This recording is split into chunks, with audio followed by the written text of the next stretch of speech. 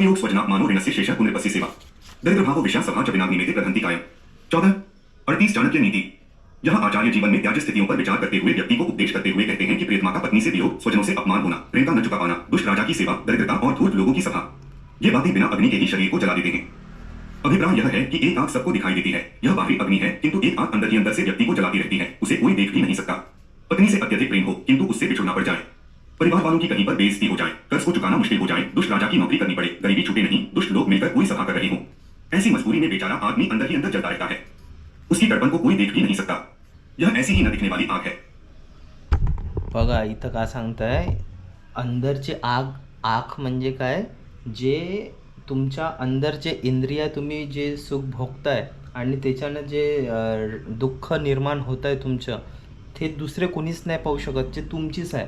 आणि आंतरिक दुनिया आणि बाहरिक दुनिया सेम आहे. असं नाही होऊ शकत की तुमची बाहरिक दुनिया ना आंतरिक दुनिया अलग आहे. आंतरिक दुनिया अंदरची आणि बाहेरची हे सेम आहे. तर इथं म्हणताय की तुम्ही जे काही तुम्ही फील करताय, गरिबी, दुःख, नोकरी नाही या काही पण, ते बाहेरचे लोक नाही पाहू शकत, पण तुमच्या अंदरच्या अंदर तुम्ही घुटत आहे. विनाश का कारण नदी तीरे चलिए वृक्षाः पर्यहेषु कामिनी मंत्री ही नाश राजान शीघ्र नश्यन्ते संशयम्। 15 आचार्य चाणक्य नीति के वचनों के क्रम में यहाँ उपदेश कर रहे हैं कि तेज बहाव वाली नदी के किनारे लगने वाले वृक्ष, दूसरे के घर में रहने वाली स्त्री, मंत्रियों से रहित राजा लोग, ये सभी शीघ्र ही नष्ट हो जाते हैं। भाव यह है कि नदी की धारा अनिश्चित रहने के कारण उसके किनारे उगने वाले वृक्ष शीघ्र ही नष्ट हो जाते हैं, क्योंकि उनकी जमीन पेड़ों के बोझ को सह नहीं पाती और जड़ें उखड़ने लगती हैं। उसी प्रकार दूसरे के घर गई हुई स्त्री भी चरित्र की दृष्टि से सुरक्षित नहीं रह पाती, उसका सतीत्व शंका के दायरे में आ जाता है। इस संदर्भ में किसी नीतिकार ने ही कहा है, लेखनी पुस्तिका दारा है पर हस्ते गता है, आत्ता दैव्योगे नष्टा भ्रष्टा चमर्दिता। चाणक्य नीति 39। अर्थात लेखनी, कलम, पुस्तक और स्त्री दूसरे के हाथ में चली गई तो गंवाई गई ही समझें। यदि दैवयोग से वापस लौट भी आई तो उनकी दशा नष्ट, भ्रष्ट और मर्दित रूप में ही होती है। इसी प्रकार राजा का बल मंत्री होता है। मंत्री राजा को सन्मार्ग में प्रवृत्त एवं कुमार्ग से हटाता है। उसका न होना राजा के लिए घातक है, इसलिए राजा के पास मंत्री भी होना चाहिए। व्यक्ति का बल, बलम विद्या च विप्राणा राज्ञः सैन्य बलम तथा बलम वित्तं च वैश्यानां शूद्राणां च कनिष्ठता। 1611। आचार्य चाणक्य का यहाँ कथन है कि विद्या ही ब्राह्मणों का बल है, राजा का बल सेना है, वैश्यों का बल धन है तथा सेवा करना शूद्रों का बल है। अभिप्राय यह है कि ज्ञान विद्या ही ब्राह्मण का बल माना गया है। अध्ययन स्वाध्याय ही उसका मुख्य कर्म क्षेत्र है, उसी में उसे निपुण होना चाहिए, तभी वह आदरणीय होगा। राजाओं का बल उनकी सेना होती है, क्योंकि सैन्य शक्ति के बल पर ही वह अपने राज्य की सीमाएं सुरक्षित रख सकता है। इसी प्रकार धन वैश्यों का बल तथा सेवा करना शूद्रों का बल है, यही उनके कार्यक्षेत्र का वैशिष्ट्य है। दुनिया की रीति निर्धनम पुरुषं वेश्या प्रजा भग्नं नृपं त्यजेत् खगाः वीतफलं वृक्षं भुक्त्वा चाभयातो गृहम्। 17 आचार्य चाणक्य यहाँ प्राप्ति के बाद वस्तु के प्रति उपयोगिता ह्रास के नियम को लगाते हुए कहते हैं कि यह प्रकृति का नियम है कि पुरुष के निर्धन हो जाने पर वेश्या पुरुष को त्याग देती है, प्रजा शक्तिहीन राजा को और पक्षी फलहीन वृक्ष को त्याग देते हैं। इसी प्रकार भोजन कर लेने पर अतिथि घर को छोड़ देता है। अभिप्राय यह है कि वेश्या अपने पुराने ग्राहक को भी उसके करीब पड़ जाने पर छोड़ देती है, राजा जब बुरे समय में शक्तिहीन हो। 40 चाणक्य नीति। जाता है तो उसकी प्रजा भी उसका साथ छोड़ देती है। वृक्ष के फल समाप्त हो जाने पर पक्षी उस वृक्ष को त्याग देते हैं। घर में भोजन की इच्छा से आया हुआ कोई राहगीर भोजन कर लेने के बाद घर को छोड़कर चला जाता है। अपना उल्लू सीधा होने तक ही लोग मतलब रखते हैं। यही प्रकृति की उपयोगिता समाप्त हो जाने के बाद वस्तु के प्रति बदले दृष्टिकोण का संकेत है। इस संदर्भ में यहाँ आचार्य चाणक्य ने कुछ उदाहरण से व्यक्ति के कर्तव्य पालन पर बल दिया है। धन के कारण वेश्या जिसे अपना प्रेमी कहती है, निर्धन होने पर उससे मुंह मोड़ लेती है। इसी प्रकार अपमानित राजा को प्रजा त्याग देती है और सूखे ठूंठ वृक्ष से पक्षी उड़ जाते हैं। इसी प्रकार अतिथि को चाहिए कि वह भोजन करने के उपरांत गृहस्थ का साधुवाद करके घर को त्याग दे।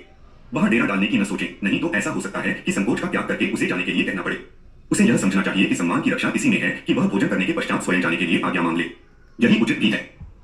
बापरे, इथं काय सांगत आहे मित्रांनो की जे पाहुणे येते जेवण झाल्यानंतर तो चालला गेला पाहिजे, हे इथं सांगते. जसं राजा गरीब झाला तर म्हणजे प्रजा चालली जाते, जसं झाड जे आहे त्याच्यातून सुकला तर पक्षी चालले जाते.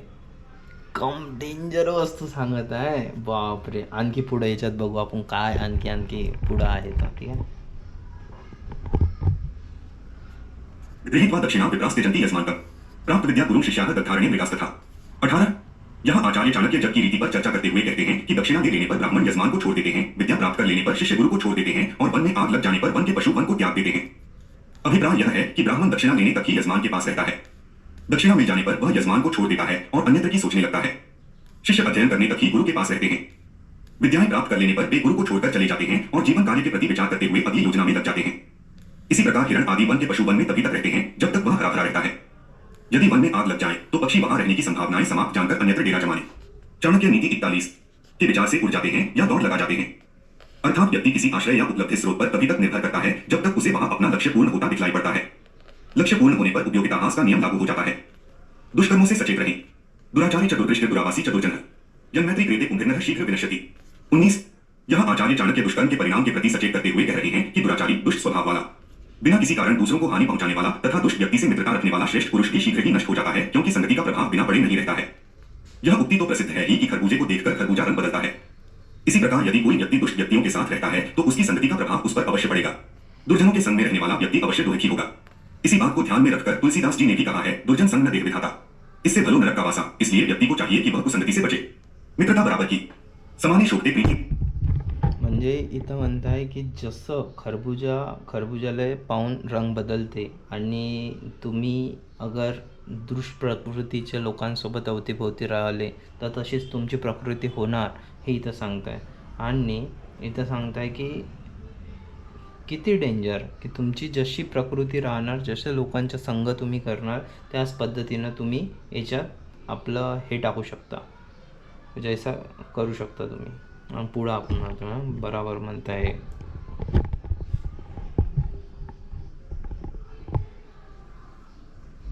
की सेवा च शोभते वाणिज्य व्यवहारेषु स्त्री दिव्या शोभते गृहे 20 यहाँ आचार्य मित्रता व व्यवहार में समानता के स्तर पर शोभा का महत्व प्रतिपादित करते हुए कह रहे हैं कि समान स्तर वालों से ही मित्रता शोभा देती है।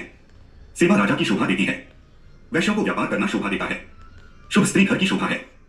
अभिप्राय यह है कि मित्रता बराबर वालों से ही करनी चाहिए, सेवा राजा की ही करनी चाहिए। ऐसा करना ही इन कार्यों की 42 चाणक्य नीति शोभा है।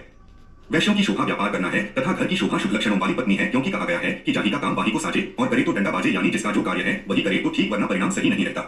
तृतीय अध्याय दोष कहा नहीं है। म्हणजे ज्याचं काम थोस केला तेच बरं, सगळे आपापल्या कामात उत्तर नाही त्याच्या हात लावू नये हेच इथं सांगण्यात येत आहे.